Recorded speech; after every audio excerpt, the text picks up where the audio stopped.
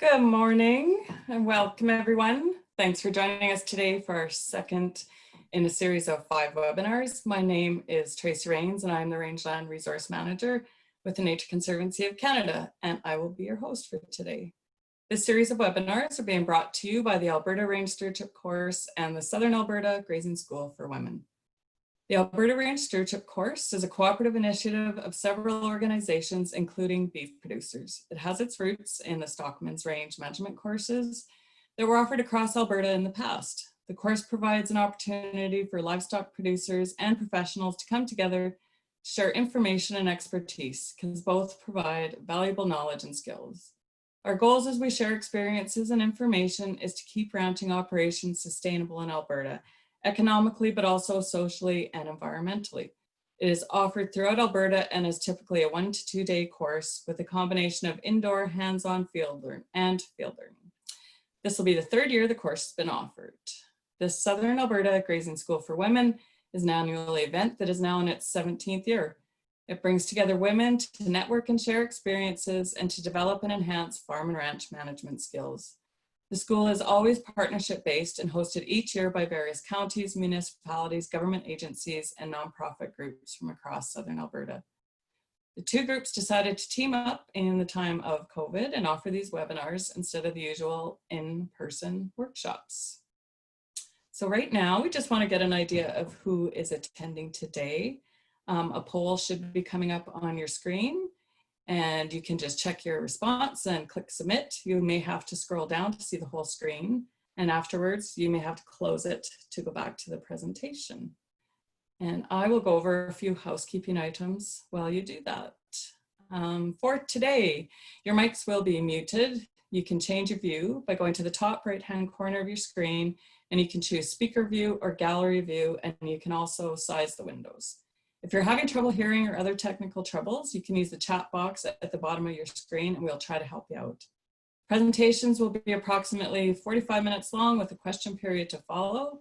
You can ask questions using the Q&A function. The icon is at the bottom of your screen. The first 4 sessions are being recorded. While we will officially end things at the hour mark, presenters will stay online for a bit for a discussion if anyone would like. To ask a question or bring up a topic during this time, you can raise your hand electronically. To do this, on the participant icon at the bottom of your screen and click on the participant icon at the bottom of your screen and use the raise your hand button and ask your questions. And now we can take a look at our poll. Okay. Oh, I don't know. I've just got an error message saying failed to share poll, but hopefully you folks can see it. Looks like the majority is producers, which is great. Oh, I'm getting comments that you guys can see it. Okay, great. We will continue on then. Okay. We just wanted to, before we continue, we just wanted to say a thank you to all of the organizations and people who come together to make these 2 events possible. It takes quite a bit to pull everything together, so it's a good effort by folks. Okay, let's get started. Our presenter today is Noreen Ambrose. In her nearly 21 years with Cows and Fish, Noreen is focused on working with landowners, communities, and natural resource professionals to help them recognize the value of riparian areas and what they can do to maintain these areas as healthy, productive pieces of our landscape. Her work with community leaders, organizations, and agencies emphasizes sharing lessons learned in effective program design and delivery.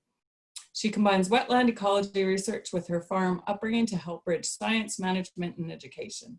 She believes strongly that those who manage and use the land are critical to ensuring a healthy landscape. And I will pass it to you, Noreen. Great, thanks, Tracy. You can hear me all right? Yep, I can. Great. As soon as my clicker decides to advance properly, we'll be good. It's decided to sleep. So thank you everybody for for joining us today. It's good to have so many people in a variety of locations joining us. We have over 150 to 200 people registered for the series as a whole, and we know each one will be attended by a group of potentially different people, but hopefully if you want to review this or certainly share it with your friends afterwards, any of our recorded series in the webinars, you can do that as well. So I'm going to talk about what are riparians, how do they work, and what does this thing called health, riparian health, look like? And so feel free to contact me or any of my colleagues, of course, afterwards. So Cows and Fish is an organization that helps to foster stewardship around riparian areas in the landscape as a whole, with the idea being that obviously if we understand these places better, we can manage them more effectively and to maintain that health and productivity into the future. So we know there are a lot of excellent grazing stewards in agriculture in Alberta and beyond, and we don't have a lot of time today. I'm not going to talk really about the management side of grazing in riparian areas because that was more our last webinar, but I'll talk more about what is a riparian area and how it relates to health and function, and I'll give a few examples of management examples that have maintained or improved riparian health. And you can refer to our prior webinar and our next one more on sort of some of the grazing specifics. If you're interested in looking up some of the digital stories that we've done with landowners, check out our YouTube site that has a bunch of individual stories.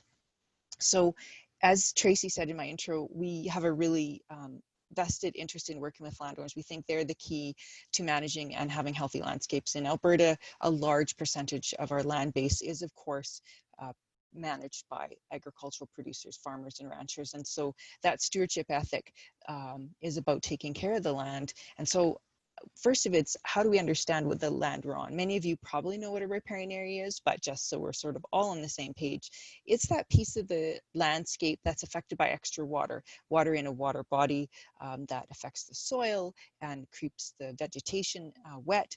The roots are essentially reaching into that shallow groundwater, or they're right adjacent to the stream or the lake or the wetland. And that extra abundant water, of course, makes the riparian area moister than the upland and not quite as wet, obviously, as the aquatic zone right next to it. And it isn't a predetermined width or size. Everybody says, well, how big is a riparian area? Well, it depends. Every piece of landscape is unique and different, and so the width varies, of course, depending on how wide that influence zone, that sort of transition between the wet and the dry is. In southern Alberta, we're in the prairies and the Great Plains, can be next to a big river. It might be a cottonwood forest and shrublands that are adjacent. It might be the cattail community or the willows next to a wetland in the boreal forest. But one thing we know, it's much easier to identify in dry landscapes compared to moister landscapes in the open prairies and the foothills. It's the green place, usually in August, that where everything else next to it is brown. Riparian areas do tend to be pretty messy. They aren't neat and tidy. They don't always have standing water either. They might be dry or visibly, no surface water, although the soil may still be moist. So it's important to recognize that they are highly variable places, but they're really important relative to their small size. In the sort of prairies and Great Plains, they make up maybe 5% of the landscape at most, and more like 2% in many areas. So they're really critical, important places despite their small size. And settlement occurred mostly next to water bodies because we needed water. And sometimes we didn't understand how these systems work, like the fact that streams and rivers naturally move and the channel may be carving a new path. And sometimes we can end up in a bit of a wreck or a challenge by being too close to them because we didn't recognize these places move. We also have relatively short memories, and we have relatively short lifespans on the big scheme of things, and don't recognize that the landscape has changed a lot in sort of the primary settlement period. This is a shot from central Alberta along the Battle River. You can see how wooded the river valley is under the train bridge in the 1920s compared to the present day. Most of those trees, that forest has gone missing. And so it's our land management practices certainly have changed what the landscape looks like. Here's another example in the southern foothills of Alberta, in the edge of the prairies, along Willow Creek, which the current present day 1995 comparison shot shows there's not many willows left in what was a very willow dense little valley. And so grazing is part of our landscape, has been part of our landscape both before settlement with bison, but also with cows and horses and sheep today. And both of these pictures show you a graze site. It's just about how we manage our grazing that's important. And you can see without any specific training or tools that these sites are very different, but this is actually the same stream, less than 100 yards apart. And the grazing management is very different. One piece is on the right is showing you a lot of unraveling and clearly not a very healthy looking site compared to that one on the left. And again, both having grazing. It's that deep binding roots, that natural rebar that holds the place together. That's so important in our stream and river systems, as well as on our lake shores and wetlands, where the water, it's more wind action, and there's still a need for adequate deep rooted vegetation around our shorelines. Even if that isn't really obvious, the wave action around lakes and larger wetlands is really important for protecting the soil on the edges. And that vegetation around our streams and our rivers especially, this is what we create, good mud. It's the trapping, it's the physical thing that holds on to, slows down the water, and allows all those sediment particles to be trapped on land and pulled out of our waterways. So that good mud is what builds our rich soils in our valley bottoms. And it's what helps heal and regrow and build new opportunities for the floodplain to fill back in after a large flood event and erosion.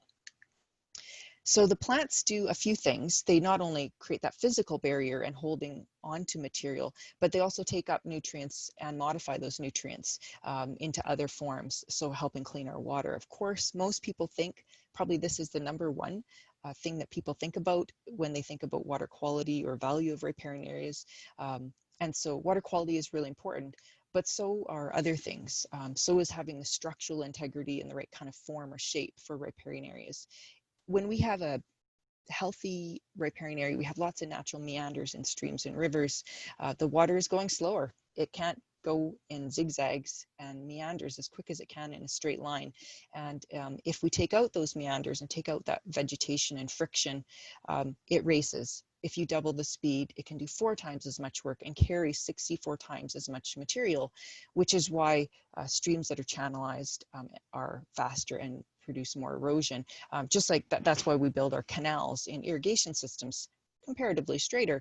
They're water conveyance systems, but our natural systems, we don't actually want to have increased energy and erosion. We do want the water to slow down and have the opportunity to soak in, whether it's runoff from the hillsides or the neighboring area, or it's floodwater from a high water event in a lake, a wetland, or a stream or river. We want that opportunity to soak in to the groundwater. On the left, you see that happening. On the right, not so much, because you have very limited vegetation and less opportunity. In the spring or in high water events, at the top of the photo here, you see water seeping in, having that opportunity. And then in the fall, when the trees are yellow at the bottom in the picture, they have that opportunity for all that water that was stored in the shallow aquifer, the shallow groundwater, to move back in to the water body. And if we don't store it, it doesn't have that opportunity to come back in. And so especially across the Great Plains and the prairies, when we have water that's quite limiting, we need water flowing year round. When it's frozen in the winter, that water that's been stored is really important to come back into our water bodies. We also think about this often only in streams or rivers, but wetlands and lakes are contributing to this storage and slowing and reducing of flood impacts as well. And so if you think about every little wetland as a bathtub that holds a bit of water and slows it down a little bit before it gets to an end destination, it's really important to reduce peak flows. And the more we remove these cumulative small spaces, the more flooding that we have. Probably most of you on this call are interested in grazing. That's why you're on this call, on this webinar. And we know that riparian areas are extremely productive places for forage, 2 to 5 times, even up to 10 times the productivity of surrounding uplands, because they have that deep, rich soil with extra moisture. So taking care of them as a grazing resource is really important to ensure that we have that productivity and health into the future. That productivity is also about lots of habitat for fish and wildlife. In Alberta, at least about 80% of our fish and wildlife populations rely on this 2% of the landscape for all or part of their life cycle. So really important piece of landscape for biological diversity. So those are kind of the how do riparian areas work in a quick summary. So if you think about those functions, we're trying to trap and store sediment to build that good mud. We're trying to recharge the aquifer. We're trying to reduce and store energy. These functions happen based on how we manage or use the landscape. And so what I want to talk about next is, what does that look like? We can't easily measure these things, but how do we measure or look for the right kinds of things, even if we can't easily measure sediment being stored or recharging groundwater? So why would you look at riparian health? Well, you want to understand how they work better. You want to possibly work more effectively with others and have a common language, identify challenges that might influence management, and identify those good news stories that we can learn from. Lots of the work that we've done is about working with landowners who have done great stuff for management, and we've learned their techniques and shared them with others so that that learning can continue. So there's multiple different ways of looking at riparian areas for different kinds of water bodies: streams and small rivers, lakes and wetlands. There's a different one for large rivers, which I'm not going to touch on so much today because some of that's not just a hands-on on-site assessment. But if you are interested, you can request copies. And we are working on developing a riparian health assessment app, which isn't going to be done immediately, but it is in the works. So those of you that are interested, I definitely encourage you to contact us if you'd like to be maybe in beta testing, or if you know other folks are working on something similar, we'd love to collaborate as well. So when we look at riparian health, we look at vegetation and the physical or hydrologic type of characteristics, and then sum it all up. I won't go through all the nitty-gritty details because there are lots of additional pieces of information, but I'll give you a high level sort of picture view of what kinds of things do we look at. Well, the first is pick your riparian area. So usually you need to delineate the extent of it, how wide is it, but you also pick one management unit or a portion of a management unit that you're interested in. And then you recognize that riparian areas do move. Sometimes there's one piece of one riparian area, like in this photo, running into another. So the old oxbow and the current channel. So deciding, you know, what portion of the landscape you're interested in, understanding the health. And sometimes you say, well, where's the edge? Is it where the flood gets to? Well, again, you're going to look for those clues of vegetation change, topographic change, sometimes floods. But if it's a 1 in 100 or 1 in 200 year flood, maybe that's not the regular, you know, area that's affected by water. You have to use those kinds of clues, and also recognize that riparian areas that are dry or drying up still have riparian areas. It's just that more of the soil may be exposed, or the bed or the shore might be visible. And also recognizing when we're picking sites that our historic choices of management and fencing might influence what we think is happening. Clearly there's no soil or moisture change that's matching that fence line. That's just a management change. In this case, I believe a hayfield. So use, you know, a variety of clues to pick your site. And once you've got your site, the first question is relatively simple. And each of these is scored with a certain number. And this is the first slide. I've just showed you that there's a number of choices, which have more details in our field workbooks, of how much of the site is covered by plants. And so you give it a score based on what percentage of your whole site. Obviously, this photo might be only a portion of the site you wanted to look at. It might be that there's not vegetation everywhere. Maybe there's been a recent flood event and there's a bunch of sediment deposited. So that area is susceptible.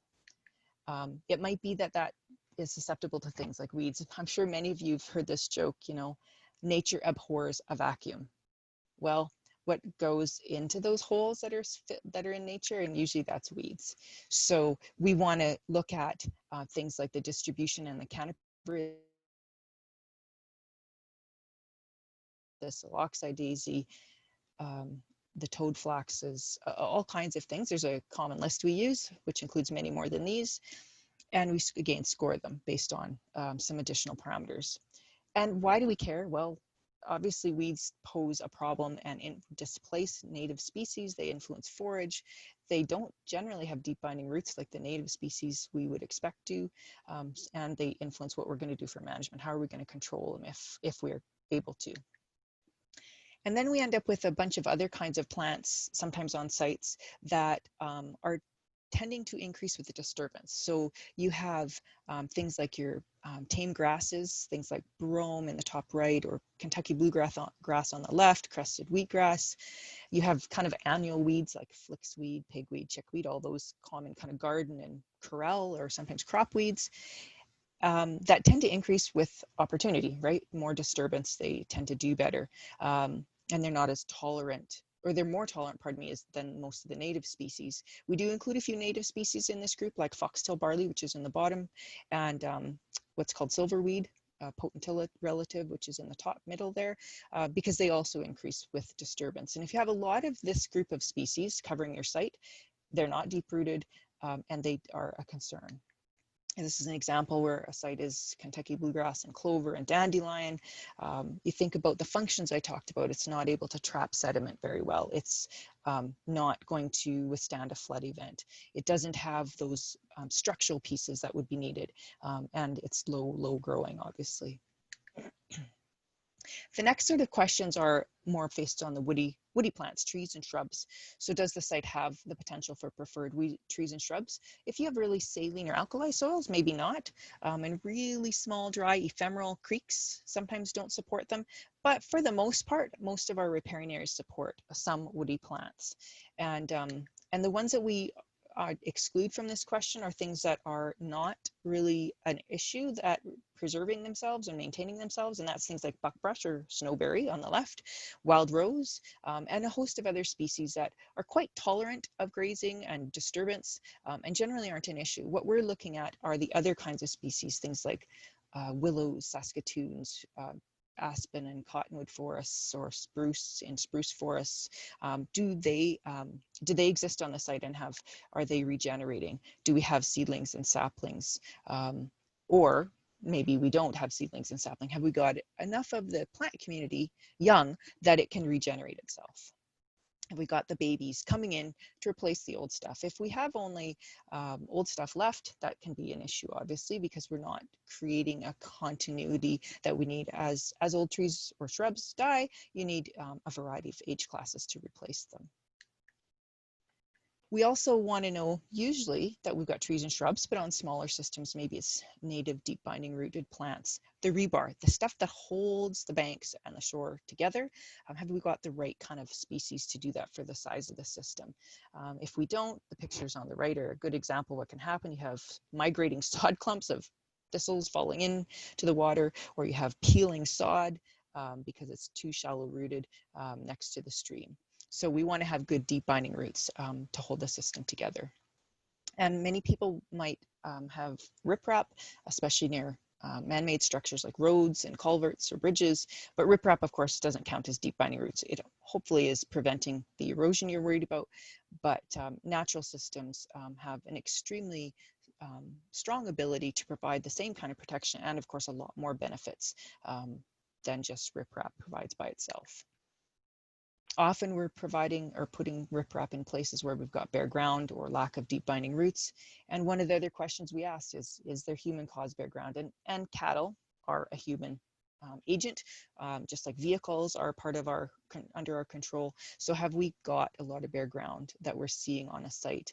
Again, not performing those functions we'd expect. Sometimes the alterations that people cause, or cattle and other livestock might cause, are on the bank. And are we seeing those, and what's the percentage of the site that has those? Most of the shots I'm showing today, by the way, are almost all graze situations, except in the obvious recreation site examples and things like that. So even if there's not cows in the picture, I've tried to select examples that are from livestock grazing situations. We want to know what's on the bank, but we also want to know what's further back. Again, have we got bare ground and physical alterations? Have we changed the contour, compacted the soils, changed the site profile due to our activities?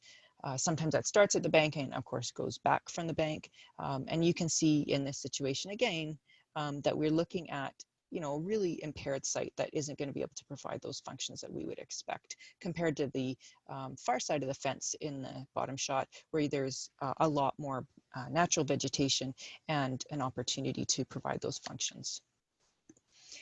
When we're on a lake or wetland, we don't separate the banks from the rest of the site. We just look at the whole site. And again, it's very much about compaction of soils. Have we squeezed the sponge?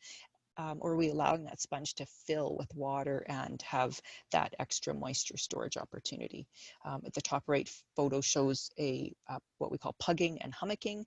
So the hoof action over long periods of time causes raised mounds of soil with low spots in between, and that's due to compaction.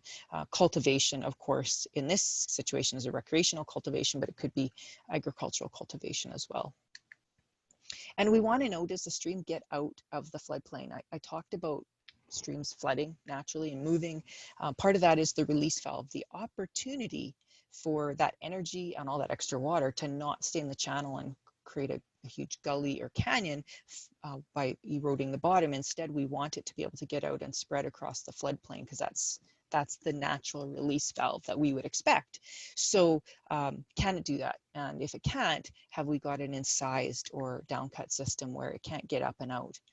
If you look at the top photo, that little creek doesn't have to add too much water, and it starts to spread into the grasses and the vegetation beside it, compared to the bottom photo, which is cut down. The bottom of the channel actually eroded away after a flood event.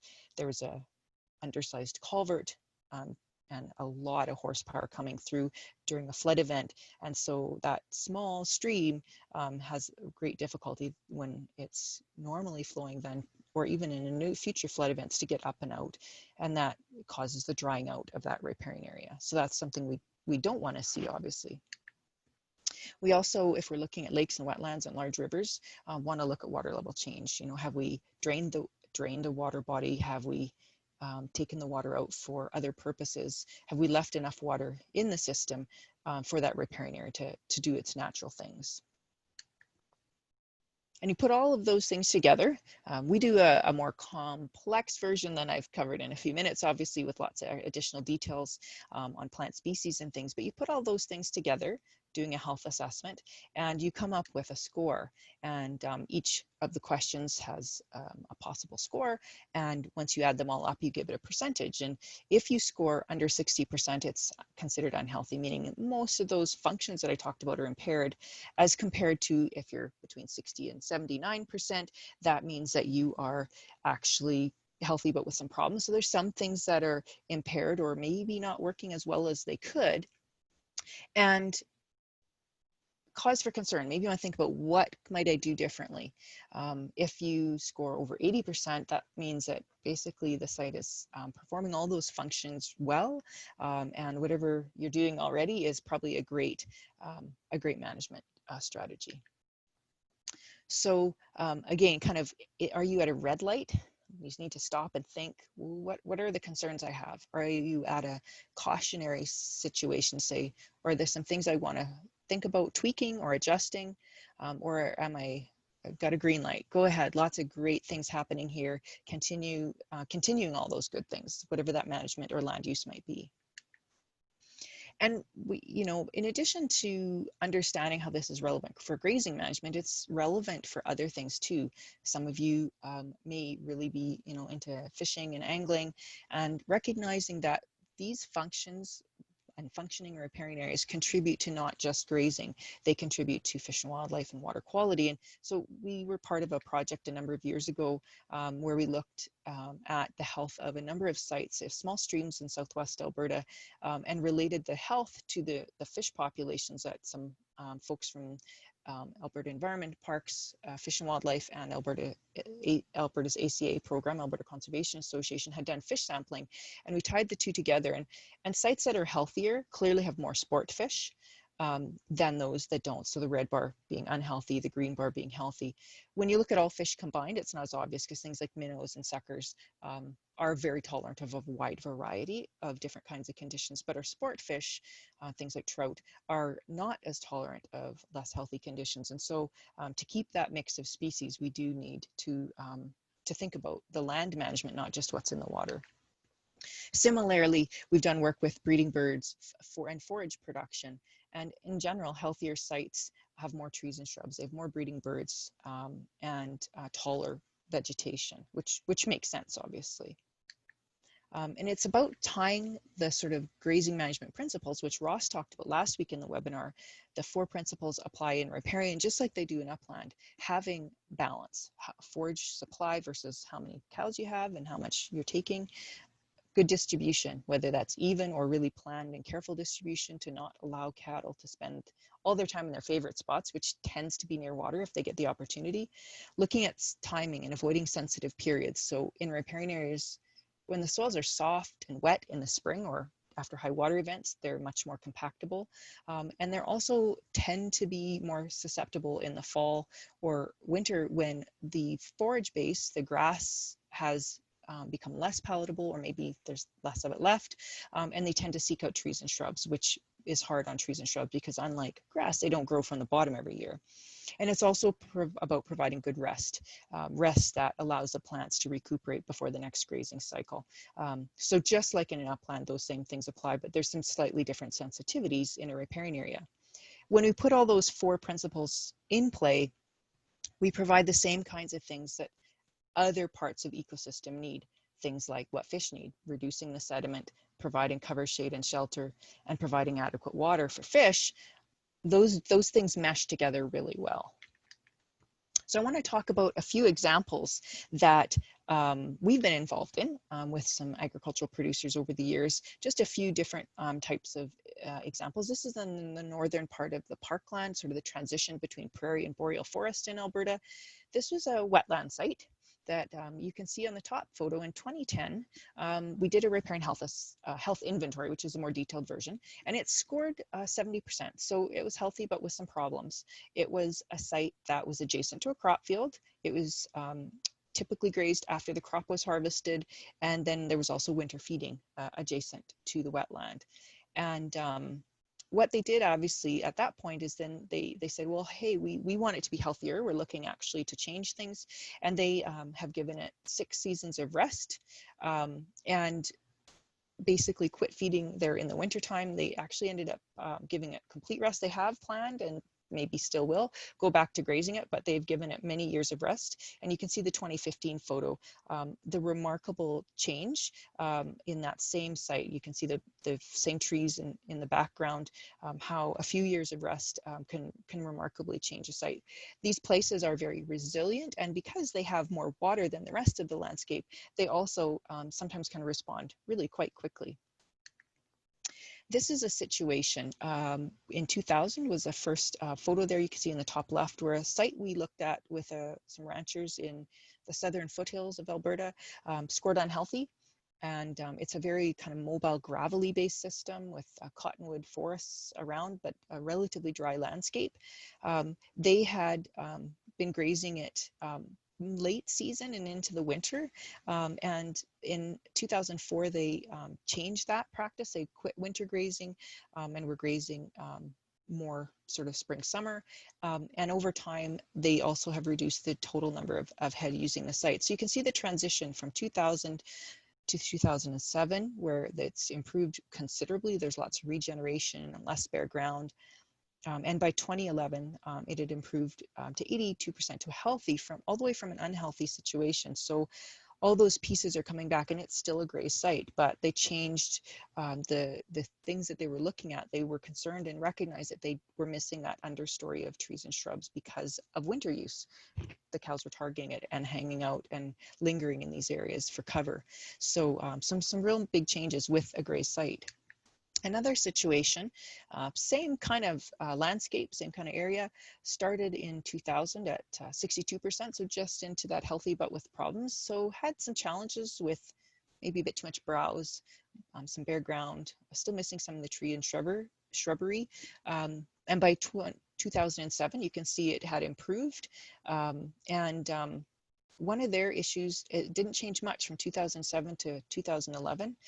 They were using it as spring grazing, kind of in that end of winter, beginning of calving season. And so they switched to later use, which really gave the trees and shrubs that opportunity to come back, because there's not much forage growing, obviously, in March and May in Alberta. It's pretty much cold still, and sometimes lots of snow. So, but they kind of plateaued. One of the challenges that this site has is wildlife browse, as well as a lot of challenges with weeds in some of these areas, which is an ongoing battle. So they still are quite healthy overall, 74, 73%, so healthy but with some problems. So they've made considerable improvements, but some things take a long time to change, and like weeds are an ongoing challenge. And most of these areas have been grazed for over 100 years. So if you think about making changes in 5 to 10 years, that's actually quite an impressive improvement. And when we look at our management, it's also important to think about not, say, putting up a fence to solve our problem. This is a classic example of not applying the 4 principles of grazing, that just appropriate stocking, or the right balance for how much you're taking. The fence here is just a barbed wire fence. It's not filtering and trapping any sediment. Having extensive heavy grazing on the left side of the fence is not really addressed by the tiny strip of mostly weeds that are growing on that narrow bit of bank. The bank is still going to carve away at that and eventually carve away at the fence. Instead, it would be better to think about this as an opportunity to improve the management and the productivity of this site, so it's healthier both from a forage productivity perspective, but also, of course, for riparian water quality, water quantity, all those great things that a productive, healthy site provides that a site like this isn't really providing. So like that fence, it's not about you should do this, it's more about think about this. What are the management practices that could bring back those parameters of health? Does it have deep binding roots? Does it have regeneration of trees and shrubs, assuming it supports trees and shrubs in that area? Does it have that diversity of vegetation covering the ground? Or are there weed issues? Are there a lot of physical impacts? How do we change or maintain our practices to keep a healthy site, or bring it back if it's missing some of those aspects? So this shot is an example of a watering system. And a lot of times we think just like a fence might be a solution, a watering system is a solution, because cows generally, even in an unfenced situation, will spend 80% of their time drinking out of a trough or provided water, rather than going to the same water source, a stream or a lake or a wetland. Lots of research has shown that. But if we place the water trough right in the riparian area, or in this case, the small coulee draw, which is an ephemeral stream system, then we're targeting all that distribution into that place. We're actually encouraging them to spend more time in that place, as opposed to using the watering trough as a great distribution tool, getting the cows to spend more time elsewhere. So it's not just use a watering trough or use a fence as management tools. They can be useful, but it's how we apply them that's so important. About what are we trying to achieve by providing those different kinds of techniques? Are you trying to create a functional riparian area? Are you implementing the management practices of rest, balance, timing, and distribution? And simply having too many cows or other livestock for too long, it doesn't really matter if you don't do the other things right. You still have too much forage being taken and not that opportunity for plant health. So here's a simple basics solution that one rancher we've worked with for many years, a long time ago, implemented a gravity system on a spring, was developed upslope from this spot, and the tire trough was put sort of on the fence line so that it was accessible to multiple pastures. And the small riparian area, it's just a teeny little stream, is downslope from him, where you see that single willow behind him. There's just a little creek that flows, and finding practical solutions that are again providing those kind of principles is really important. So practical has to actually work, obviously, and it has to meet the situation. Here's an example of a producer we have worked with in the edge of the boreal forest, who had these amazingly abundant, lush wetlands ringed with willows and aspen, poplars, and he wanted to graze them. And he's like, but I don't want to cause them to be all compacted and bare soil. So he started grazing in the winter and looked at he did some forage testing to make sure the sedges, that's the slough grass you might call it, it's a type of grass-like plant that they're standing in, is had the adequate nutrition, which it did. But he did have to really watch. The cows started to seek all the willows because even without leaves, willows in the winter have really high nutritional value, and cows seem to know these things. And so, he had to really be cognizant of that management use. He was minimizing the physical impacts because of the frozen ground, but he had to kind of keep on top of the other things as well. So those opportunities are provided by producers doing great stuff. And I want to thank our funders, of course, which includes a funding we have through Canadian Agricultural Partnership, which is administered by Alberta Agriculture and Forestry, our support from Alberta beef producers, and our overall members and supporters. So those opportunities are provided by the support we get and by the great producers that we work with, sharing their stories and their examples that we can learn from. So what I encourage you to feel free to contact me. For those of you in Alberta, we have staff in other locations besides myself. So check out our website under contacts to find out more. And as Tracy said at the beginning, this webinar is going to be recorded. And so all of the content here will be available for you once we send it out to you as well, if you want to rewatch it or share it with your friends and family. So I'm going to turn it over to Tracy to see what questions have been popping up. I assume there have been. I can't see them as a presenter while I'm presenting. So over to you, Tracy. Okay, thanks, Noreen. Lots of good information. Before we go to questions, we just got another quick poll for folks to fill out. Should pop up on your screen now. You can check your answers, hit submit, and we'll have a look after our questions. And just a reminder, if you do have a question, you can ask it by using the Q&A at the bottom of your screen and type it in. And now we will have a look and see if we have any questions. And while we're waiting for this, Tracy, just for those that are listening and watching, obviously, these polls are important for us to understand our impact. We all rely on a variety of funding sources and partnerships, and so it's really valuable to get your feedback both today, but also at the end. So thank you guys for filling them out.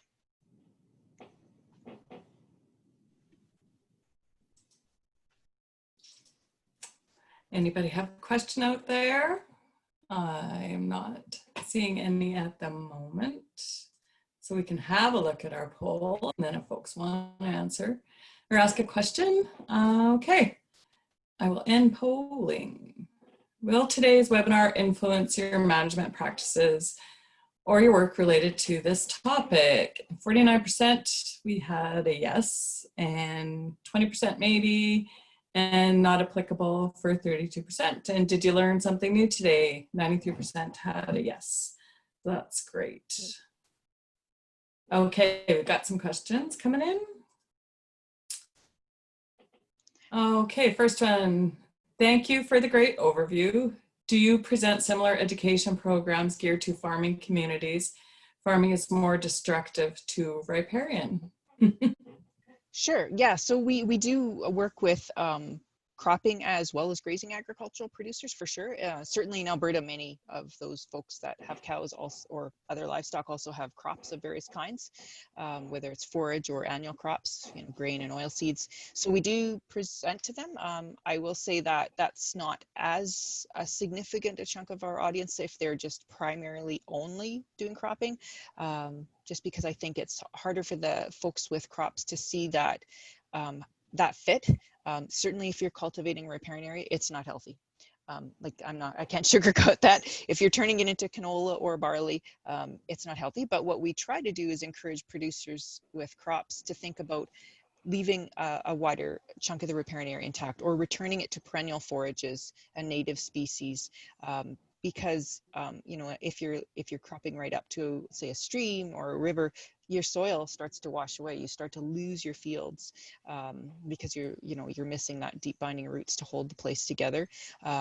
So we definitely encourage those people that are farming practices to look at, again, leaving the riparian area uncultivated or returning it to something that's got more perennial cover and it might be that they're haying it or grazing it then, or to again keep it intact. Ideally, you want to leave the riparian area uncultivated and a buffer, because the other thing that happens in crop systems, of course, is the inputs, which is often fertilizers or pesticides or herbicides, which can get into the riparian area, which then may also get into the waterway. So obviously staying back as far as possible is important to, for those reasons, in addition to sort of the riparian health reasons.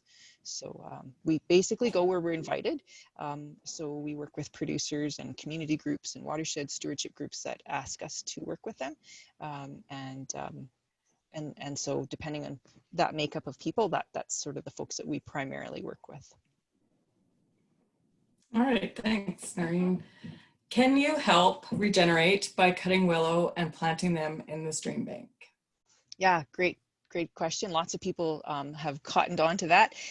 Willows have the ability to root, as do some of the cottonwoods actually, and things like red osier or dogwood. So you can definitely cut them. We kind of have, we call it the rule of thumb. Dave Polster, who's a great bioengineer, says you want them ideally kind of like an inch long, or sorry, pardon me, an inch in diameter. You generally want to cut them when they are dormant, so early spring or late into the fall when the leaves have dropped, and plant them at that same time, and make sure they're tapping into that moisture, though. They have to be getting enough water. Obviously, if you can water them, they'll grow better. But you can definitely actually use live material for sure, and get things regrowing. Think about compaction though. If the site's highly compacted, it's very hard for those willow cuttings to get going. You can obviously use rooted stock as well and things like that if you are so inclined to dig holes and or potted plants. But the key thing is to address the cause of the problem. How did you get to the point that there's a lack of willows, for instance, before you decide to put them in? Because if you're not going to protect them from grazing and browsing, wildlife too are going to, of course, like to eat them while they're fresh and young. So you want to think about those kinds of things before you put the energy into doing that. Okay, next question. When your channel starts to get incised and continues to cut down deep, is there anything we can do to prevent it from continuing to cut and even repair it to the point where it will breach the bank as it should? Yeah, good question. So one of the things that I would say, it's trying to understand how come it's cutting down. So is it that site is getting a lot of water really fast? Is the runoff from the adjoining watershed, the nearby area, coming in due to land clearing? Maybe it was forest and it's cleared, or a lot of bare ground, or roads diversions or culverts, things that are causing a lot of water to get there. So again, kind of looking at why is it doing this? Is it long-term grazing or other land use that's caused the loss of the deep-rooted vegetation and the site's just susceptible? Looking at why and trying to address that, obviously, if you can. Certainly getting it to rebuild over time. Sometimes it has to get worse before it gets better, meaning it does more erosion sideways. That's how it gets back in balance. So if it's already cut a long ways down, it has to start cutting sideways and creating a new floodplain at a lower level down in that cut. And then that gives it that opportunity to move back and forth, trap some sediment, willows or other things start to grow and sort of start to capture stuff. And as they capture stuff over time, they rebuild. There is some interesting work in mostly in the southern US, in New Mexico and other places. They're doing some really sort of intense, involved sort of I don't want to say landscaping, but erosion control techniques that we're just starting to apply. A few projects here in Alberta that look at how to capture the runoff in the soil and sort of use that to build things up quicker. There's a couple projects, including in the Grand Prairie area, so in northern Alberta, and one in the south, where we're trying these techniques out. But if you're, of course, working in a water body, there's lots of approvals you need to think about federally and provincially, because you're in a water body before you could do that. All right. Are there provincial grants available to ranchers to disperse water troughs? Yeah, so in Alberta and actually across many other provinces right now, there's the CAP program, which is the Canadian Agricultural Partnership. So it's a combination of the province working, the agricultural department in the province working with the federal government, a cost share program for riparian stewardship. So watering troughs are part of that. There's a sort of a farm water supply, which is trying to create more steady, consistent, secure supply. And there's also a stewardship component. So there are opportunities there, as well as right now, Cows and Fish has some particular funding grants that are allowing us to do that as well. And some of the partners on our committee as well. So you can certainly reach out. I don't want to necessarily say all of you call me, but certainly producers in Alberta can apply. And if you have something, if you're a producer in Alberta, you can give us a call or contact one of our local contacts on our website as well. All right. Is there any way to encourage cattle crossings through management? Our stream is very hard to cross because most entry exit points are not aligned. Most times we use bridges, but I would like to have 1 or 2 good stable crossings if we could develop them, and they're on Dog Pound Creek. Right. So I guess it was hard. The reason that cows pick spots obviously is because they like the slope and the access point, and it's usually better footing. If you're going to, and bridges are a great option, by the way, for crossing, to have control again over that trampling and that targeting and create secure, safe footing. So one of the things in Alberta is there's growing expectation of, of not targeting intense crossings. The Alberta Agriculture and Forestry did put out a fact sheet, which we helped write last year or the year before, which actually had some details on some of the regulatory considerations you need to look at if you're trying to build a hardened footing crossing, that because you're working in a water body, again, you need to have approvals and permits. So there are getting to be some more standards. Some of the other provinces are ahead of us in that they already have different kinds of protocols in place, but there's getting to be some opportunity in Alberta to implement those. I guess as long as you have to obviously follow the approvals rules if you're going to put material in a water body. And that's one of the challenges if you put, say, gravels and stuff into a stream, assuming you have approval to do so, it does tend to wash away. So you have to kind of understand the system and not put material there that's not actually going to stick around and be helpful in the tasks you've assigned it, which is giving good footing. So it's definitely a bit of a challenge to build a good crossing, I would say.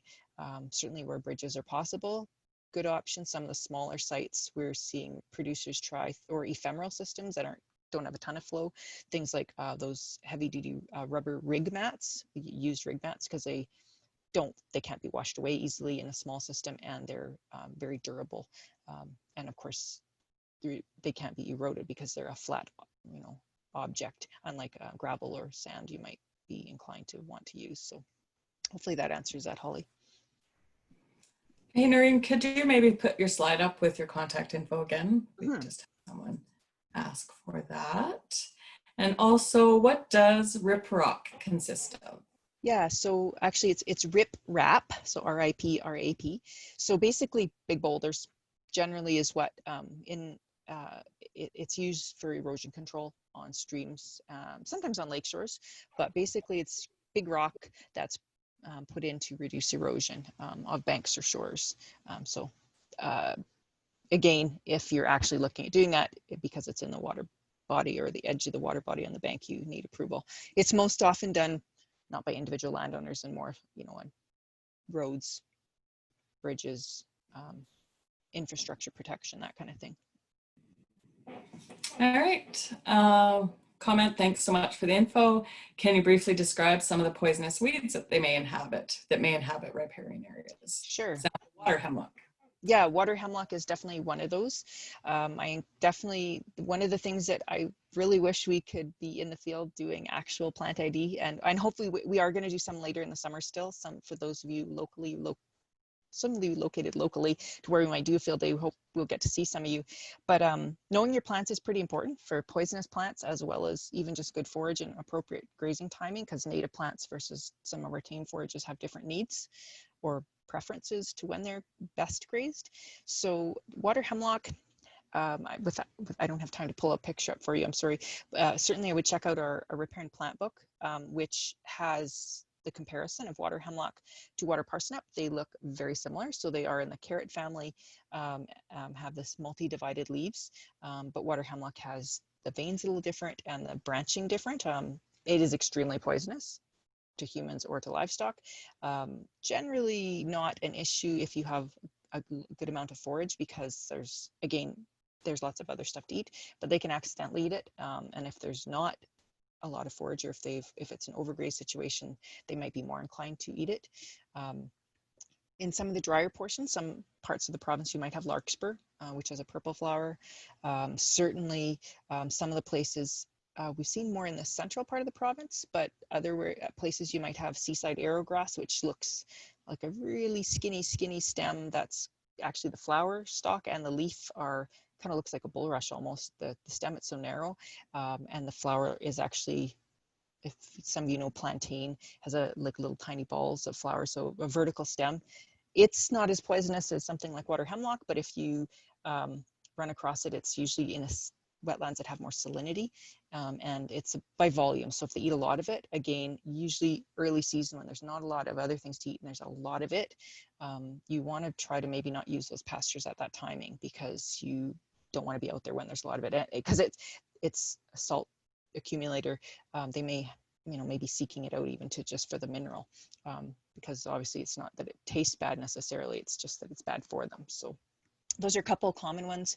Things like tansy are, an issue generally, has yellow button-like flowers. Maybe not gonna seek them out, but they can eat them, and then there's some abortion impacts that it can cause in livestock, particularly cattle. Not sure if it's the same for sheep and goats. Things like some of the less palatable ones that cause blistering are not outright poison, things like leafy spurge and tall buttercup, but sheep and goats might do fine on those as opposed to cows and horses. So those are some of the common ones. Definitely knowing your weeds is useful. Avoiding those areas if you have a lot of them in a certain timing when they're as abundant is probably one of the best ways, or making sure you have lots of other abundant forage. Putting them out too early when the other grasses haven't greened up much, or keeping them in a site too long means they're going to have higher risk of eating those things if they are there. So that's just sort of a general avoidance technique, I guess. All right. Will climate change affect riparian health management? Well, that's a good question. I mean, I guess I would say the expectation in our part of the world, our part of the continent, is that we are going to see flooding and melt earlier and through maybe even through the winters, or like starting earlier. So that might influence when sites are susceptible, and when they're suitable or not suitable for grazing, because water and soft, wet conditions might happen earlier. In some parts of Alberta, they're actually expecting more moisture, more precipitation, but also more heat. So it might be that our net moisture will be less, but its timing is going to be different. So I think the sensitive periods might be shifting. I mean, long term, like not tomorrow or anything like that, but so definitely it might be something we need to start thinking about if snowmelt patterns and spring runoff patterns change, looking at when's suitable or when's riskier will change.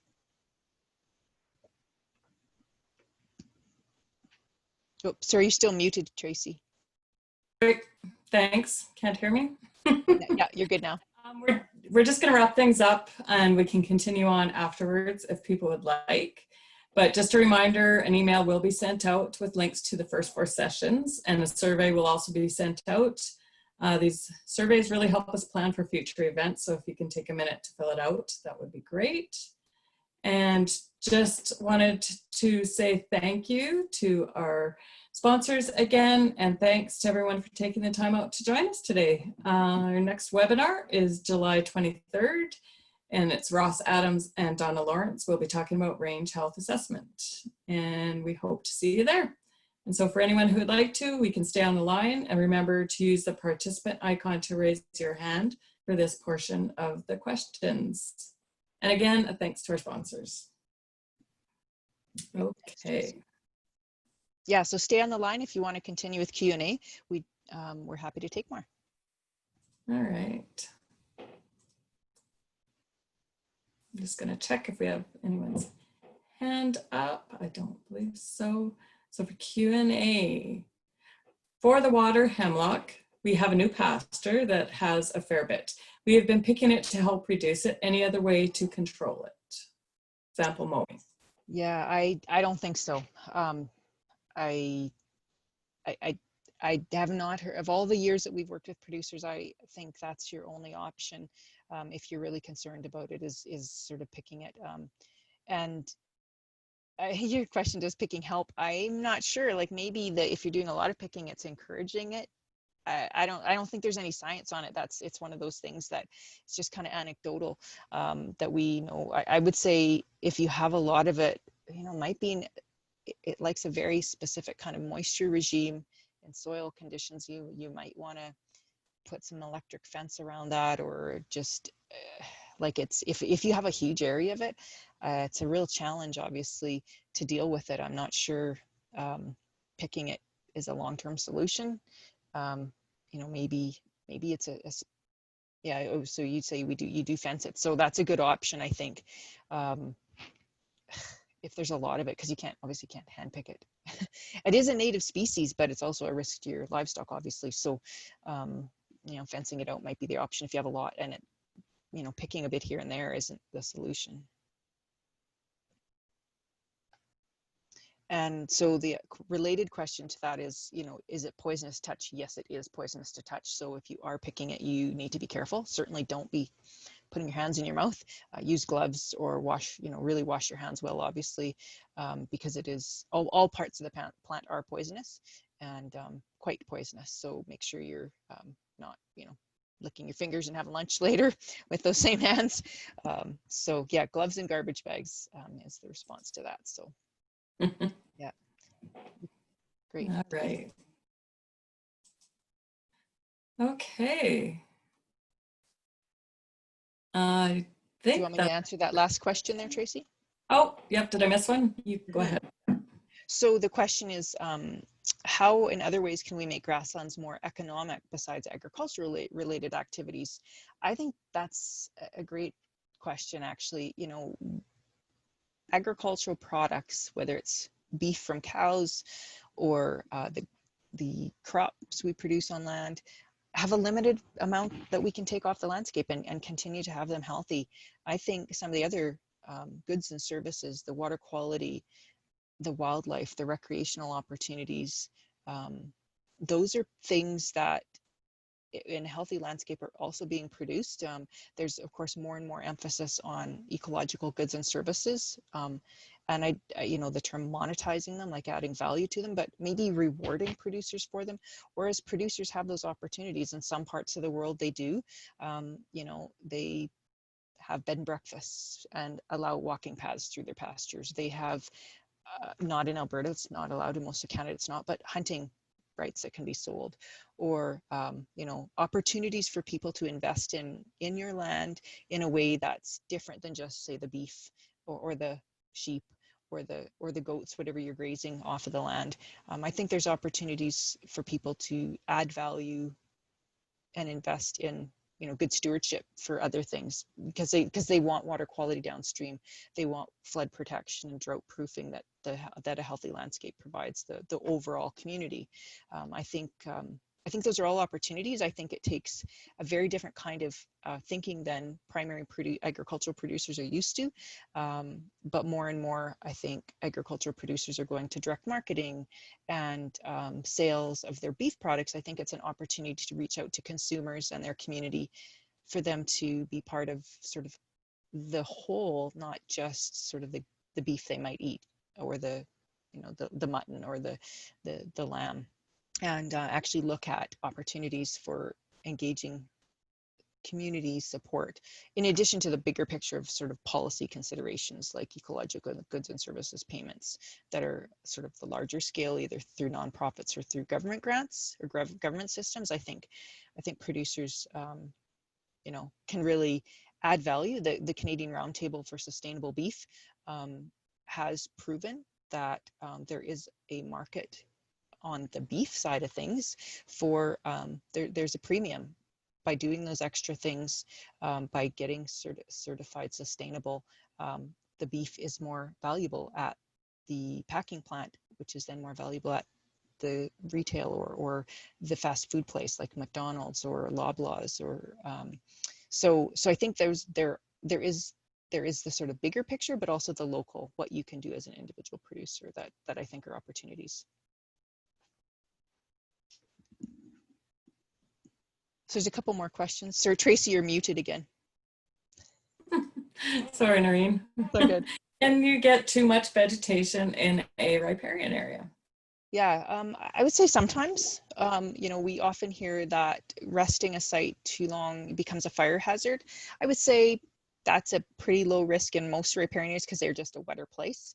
And you look at forest fires, riparian areas are often the places that don't burn because in natural ecosystems and ungrazed systems, because they have that extra moisture, they're just wetter, so they're not as likely to burn, or they burn very less amounts and patches or less severely.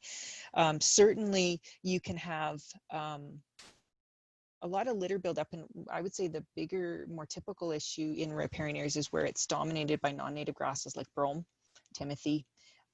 They produce a lot of forage, and if they aren't grazed, they can actually become opportunities for lots of weeds. And we've seen that in some long-term rest situations where there's exclusion fencing, keeping the cows out of the near stream area. And if you have a lot of brome or reed canary grass as well, you can create a lot of litter, and then you actually choke out the opportunity for some of the willows to come back if you were trying to get that recovery. Sometimes it's hard for them to compete.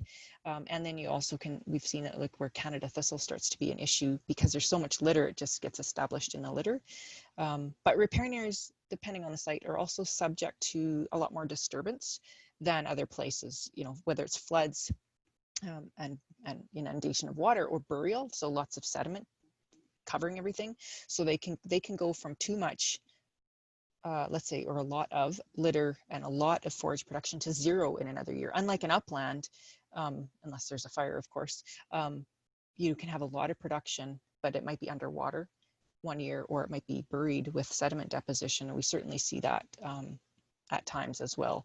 So generally, it's not that common that you need to worry about too much. I'm not saying never. I would say that's more of a weed management issue than say a hazard or other problem issue. And certainly if you're trying to recover a site because it's missing some element, you want to think about that aspect of it. All right, we had one more come in. Is grassland grazing more nutritive and healthy in respect to calcium absorption in body and milk to domestic cattle and animals instead of artificial feed or fodder? I'm not sure if you can take this. Yeah, the short answer is I'm not sure.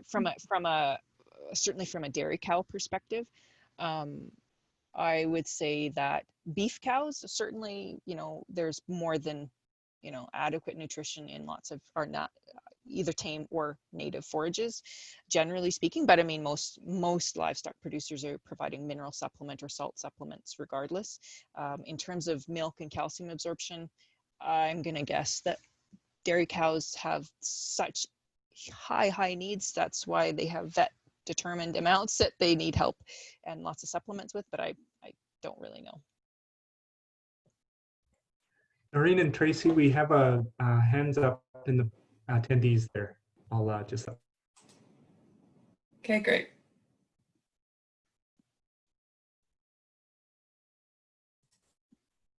Sorry, I'm just trying to get to my list. It looks like it's Olivia. Is that right, Jonathan? That's the one you're seeing? Yep, that's correct. Go ahead, Olivia.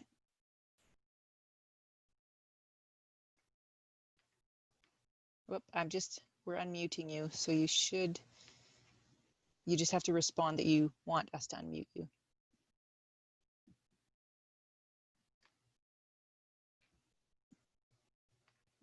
Go ahead. Whoop. Do we have her? It's not showing up on my end. It disappeared for some reason. I'm not sure. Yeah, I'm not sure what happened there. Sorry, Olivia, sign back in if you can.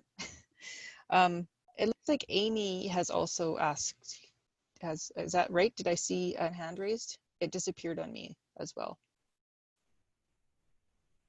Yeah, just for mine, I'm not seeing the hands raised, I guess. So you guys see something, go ahead. If you aren't able and we're not able to let you talk, please do type a comment in if you can. If you're type it in your chat box if you can to us, or in the Q&A if you're able to do that, obviously, if we can't make the voice work.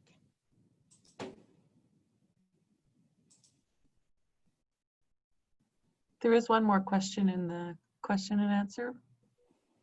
Mm-hmm. How many in how many ways does pasture play a vital role in topography and demography for a country? I mean, I'll answer that from a sort of a systems-wide perspective. Obviously, agriculture and grazing in particular is really critical to healthy landscapes. It's a huge portion of our landscapes in Alberta and many other countries.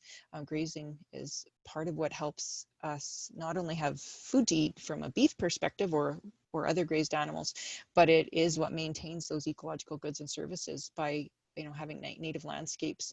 So it supports economies, it supports rural communities that in some places, certainly in North America, are dwindling as fewer and fewer people are in rural and agricultural landscapes. So certainly pasture management and grazing management is an important part of it from that sort of community level and larger societal level. And again, having perennial cover is important not only for the functions I talked about, but things like stability in drought and flood situations and resiliency through dry periods or overly wet periods, obviously, as well, with limited inputs, because they can be self-sustaining if they're well managed. They don't need to be cultivated, they don't need to be fertilized compared to other agricultural pursuits, but they're generally also, they don't make as many dollars as some other kinds of land uses might, and that has to be balanced off with what we put into them, obviously, because at least in Alberta, agricultural land is not typically valued at agricultural prices. It's valued at something more than regular agricultural primary production can produce off of it. All right, well, I think that's it for today. Thanks everybody for attending, and thanks Noreen for the great presentation. And hopefully we will see everyone on Thursday. Great, thanks. Thank you, everybody. Thanks. Bye.